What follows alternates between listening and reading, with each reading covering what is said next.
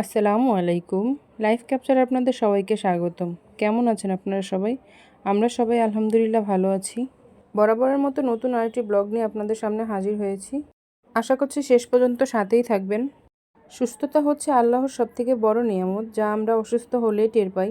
আমরা যারা এখনও সুস্থ আছি তারা সবাই আলহামদুলিল্লাহ বলি, আল্লাহকে শুকরিয়া জানাই। মোটামুটি আমার ঘরে আমরা সবাই অসুস্থ। আমার ছোট ছেলেটা একটু বেশি অসুস্থ, তাই ইমার্জেন্সিভাবে ওকে নিয়ে ডাক্তারের কাছে আসতে হলো। রাতে রান্নার জন্য সব কিছু রেডি করে রেখে ডাক্তারের কাছে গিয়েছিলাম, যেন এসেই ঝটপট রান্না করে ফেলতে পারি। আর ছেলেকে ডাক্তার দেখিয়ে বাসায় এসেছি। ডাক্তার অনেকগুলো টেস্ট দিয়েছে, এখন কোনো ওষুধ দেয়নি। প্রতি মাসেই ধরতে গেলে ওর জ্বর আসে, এর জন্য এক্স-রে, ব্লাড এবং ইউরিন সহ 10টা টেস্ট দিয়েছে। ওগুলো করে রিপোর্ট নিয়ে দেখাতে হবে। 2-1 মাস পরপরই ওর এই অসুস্থতার জন্য ডাক্তার দেখাই আর পরীক্ষা করি, কিন্তু রিপোর্ট আলহামদুলিল্লাহ ভালো আসে।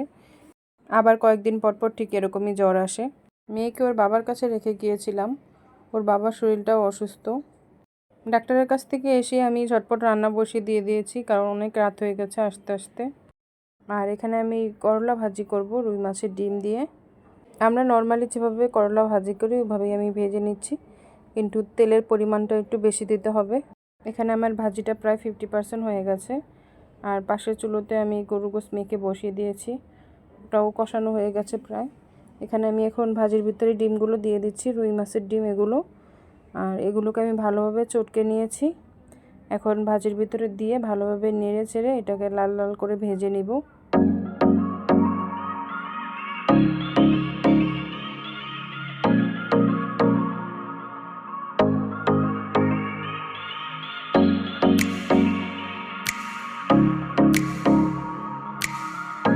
এখানে আমার রান্নাগুলো কমপ্লিট হয়ে গেছে। আমি এখানে গরুর গোশতগুলো রান্না করে নিয়েছি, আর সাথে ভাজিটা করে আমি ছোটো বাটিতে বেড়ে নিয়েছি। এটা হচ্ছে পরের দিন বিকেলের ভিডিও। আমার পিউরিটির কিটটা শেষ হয়ে গেছে। এখানে নতুন কিট নিয়ে এসেছে জান্নাতের বাবা আসার সময়, আর আমিও পিউরিটটা ক্লিন করে রেখেছিলাম।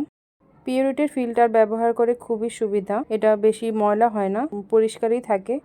আগে যে নর্মাল ফিল্টারগুলো ব্যবহার করতাম ওটা দেখা যেত 1 সপ্তাহ পরপরই আমার ক্লিন করতে হতো, আর এটা প্রায় 1 মাস পরপর ক্লিন করলেও দেখা যায় অতটা ময়লা হয় না। আর এই পিউরিটির পানি খেতেও আমার কাছে ভালো লাগে। আমি এই পিউরিটির পানি খেয়ে এখন অন্য কোথাও পানি খেয়ে মজা পাই না। এখানে জান্নাতের বাবাকে বলছিলাম, কষ্ট করে যখন কিনে নিয়ে বাসা অবধি এসেছো, তুমি কিটটা সেট করে দাও। তো উনি কিটটা সেট করে দিচ্ছিল। আমার ভিডিওটি যদি আপনাদের কাছে একটু হলেও ভালো লেগে থাকে, তবে আমার ভিডিওটিতে একটি লাইক দিয়ে আমার চ্যানেলটি সাবস্ক্রাইব করে রাখার অনুরোধ জানাচ্ছি। এই হচ্ছে আমার আগের ছাঁকনিটার অবস্থা। পানিতে প্রচুর পরিমাণ আয়রন, কয়েকদিনেই ছাঁকনির এই অবস্থা হয়ে যায়, তাই নতুন একটা এনে চেঞ্জ করে নিয়েছি। আর এখানে এই যে পিউরিটির কিটের সাথে নতুন স্টিকার দেওয়া থাকে, আমি আমার পুরনো স্টিকারটা খুলে নতুন স্টিকারটা লাগিয়ে নিলাম। এখানে আমি বিকেলের জন্য নাস্তা তৈরি করছিলাম। এখানে আমি চাল ভেজে নিয়েছি, এগুলো হচ্ছে মোটা চাল। আর সাথে টমেটো কুচি, ধনিয়া পাতা কুচি, রসুন কুচি, কাঁচামরিচ কুচি এবং পেঁয়াজ কুচি নিয়ে নিয়েছি। এগুলো সব একসাথে মেখে নিব। মেখে সাথে চাল ভাজা দিয়ে, অল্প পরিমাণ দিয়েছি, সবগুলো দিইনি, কারণ বাচ্চারা কেউ বাসায় নেই আর ওরা থাকলে ওগুলো খায় না। আমাদের দুজনের পরিমাণেই নিয়েছি, আর সাথে সরিষার তেল দিয়ে খুব ভালোভাবে মেখে নিয়েছি। কখনো ট্রাই করে দেখতে পারেন, সিম্পলের ভিতরে খুব মজার একটা খাবার। আর এখানে রাতে মা বাসায় এসেছিল নাতি অসুস্থর কথা শুনে, ওর পছন্দের খাবার নিয়ে এসেছে, গ্রিল এবং নান রুটি। যারা এতক্ষণ ধৈর্য ধরে আমার ভিডিওটি দেখেছেন তাদেরকে অসংখ্য ধন্যবাদ জানিয়ে আজকের জন্য বিদায় নিচ্ছি। আসসালামু আলাইকুম।